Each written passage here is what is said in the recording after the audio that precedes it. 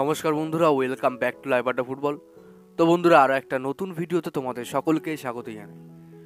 বন্ধুরা, ভিডিওটা শুরু করার আগে তোমাদের কাছে একটাই অনুরোধ, সেটা হচ্ছে যে আমাদের এই চ্যানেলে যারা প্রথমবার তারা কিন্তু অবশ্যই আমাদের এই চ্যানেলটাকে সাবস্ক্রাইব করে পাশে থাকা বেল আইকনটি অল করে রাখবে, যাতে সবার প্রথমেই এরকম খেলার আপডেট তোমাদের কাছে পৌঁছে যায়।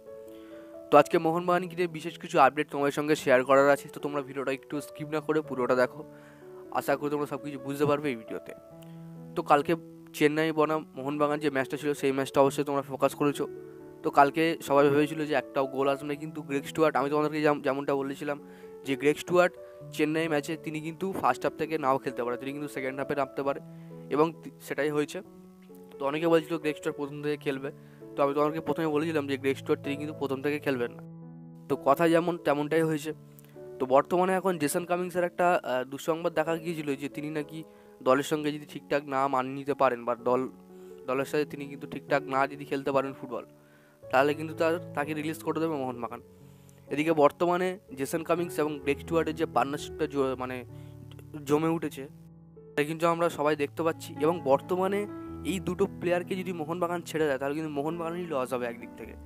তো বর্তমানে মোহনবাগান একটা সিদ্ধান্ত নিয়েছে, যে সিদ্ধান্তটা সেটা কিন্তু খুব তাড়াতাড়ি উইন্টার ট্রান্সফার মার্কেটে বেরিয়ে আসতে যাচ্ছে। সেটা কিন্তু দেখো, জেসন কামিংস এবং গ্রেগ স্টুয়ার্টের সাথে যত বছরের ডিল আছে, তার সাথে কিন্তু আরও 1+ ডিল করে নিতে চাইছে মোহনবাগান। অর্থাৎ 2 বছরের কন্ট্রাক্ট যদি থাকে গ্রেগ স্টুয়ার্টের সাথে, আরও 1 বছরের কন্ট্রাক্ট করে টোটাল 3 বছরের কন্ট্রাক্ট করতে পারে মোহনবাগান। তো এমনটাই খবর বেরিয়ে আসছে। তো তোমাদের কি মনে হয়, এই কন্ট্রাক্টটা যদি সাকসেসফুল হয় বা ডান হয়ে যায়, তাহলে কিন্তু তোমাদের কি মতামত হবে তোমরা কিন্তু কমেন্ট বক্সে জানাবে। আমার পক্ষে আমি যদি ধরি, তাহলে কিন্তু গ্রেগ স্টুয়ার্ট এই প্লেয়ারটাকে কিন্তু মোহনবাগানে বর্তমানে রাখা উচিত। মিনিমাম 4-5 বছর তো খেলানোই উচিত মোহনবাগান টিমে হয়ে, কারণ বর্তমানে তার ফর্মও দারুণ, এবং তার মাস্টার মাইন্ড এবং গেম চেঞ্জার, যে প্রপার মিডফিল্ডার যাকে বলে, সেই প্রপার মিডফিল্ডারের কাজটা কিন্তু তিনি করে দেখান। তো এটাই এখন দেখার, মোহনবাগান তার সাথে কন্ট্রাক্ট এক্সটেনশনটা কবে করে, বা জেসন কামিংসের সাথে কন্ট্রাক্ট এক্সটেনশনটা কতদিনের মধ্যে করে, এটাই এখন দেখার। তো যত তাড়াতাড়ি মোহনবাগান করবে, তত তাড়াতাড়ি কিন্তু ভালো হবে। এদিকে দিমিত্রি পেত্রাদসকে অনেকে খারাপ কথা বলছে, দিমিত্রি পেত্রাদসকে অনেক সমালোচনা করছে নিয়ে। তো দিমিত্রি পেত্রাদস তার প্রাইম মোডে ছিল না।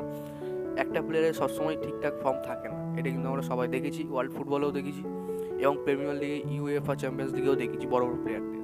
তো এটা হতেই থাকে। তো এই নিয়ে কিন্তু কোনো রকম কোনো দুশ্চিন্তার কারণ নেই। এরপরে যে আপডেটটা দেবো, সেটা কিন্তু রিলিজের আপডেট।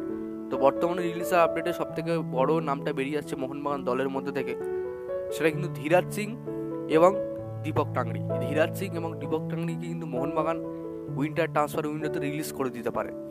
দেখো, ধীরাজ সিংয়ের কথা বলতে গেলে, ধীরাজ সিং তিনি কিন্তু নিজের কেরিয়ারটা একবার নষ্টই করছেন মোহনবাগানের থেকে, কারণ তিনি কিন্তু কোনো চান্সই পাচ্ছেন না। তো বর্তমানে তার অন্য দলে যাওয়া উচিত, যেখানে কিন্তু তিনি গেম টাইম পাক। এটা কিন্তু সবাই চায় একটা ইয়ং গোলকিপারের জন্য। বসে সময় নষ্ট না করলেই ভালো হয়।